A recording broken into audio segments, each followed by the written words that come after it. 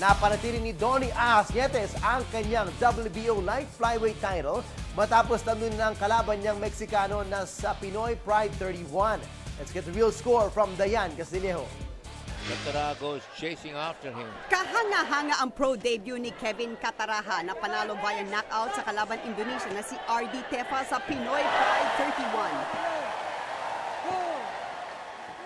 Second round KO win ang nakuha rin ni Rolly Gasca sa isa pang Indonesian Rasmanuddin.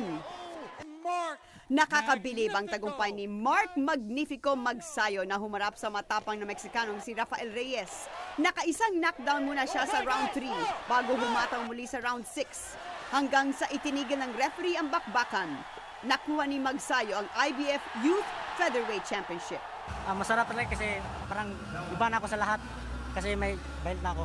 Kahanga-hanga ang tagumpay ng mga Pinoy sa undercard pero ang talagang inabangan ang main event, Nietes kontra Rodriguez para sa WBO light flyweight belt.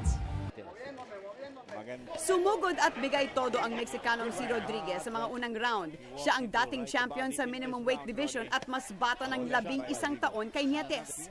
Sinubukan niyang gamitan ng hand speed si Nietes, pero malalakas na kombinasyon at tamang timing ang puhunan ng Pinoy.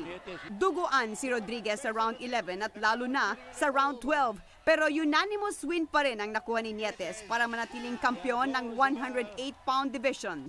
Knockout win sana ang gusto ni Nietes, pero nasaktan daw ang kanyang kanang kamay sa 7th round.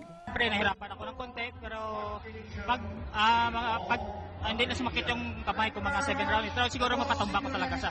Habang ipinapahinga ang kamay, may plano na dumayo si Nietes sa Dubai Pinoy Pride 32 sa Agosto. Bumiyahe naman pa Macau si Nonito Donaire para sa laban sa weekend kontra Anthony Setul ng France. Doble ang inspirasyon ni Donaire dahil kasama ang kanyang asawa at 2 anak. Manood po kayong lahat sa labang ko, July 18. Naghihingi lang po ako ng prayers na nandun yung lakas ko. So nagpapasalamat ako ulit sa lahat ng mga suporta niya. Sa Venetian Macau ang sagupaan Donaire Setul, Sabado ng gabi. Dayan Castillejo, ABS-CBN News.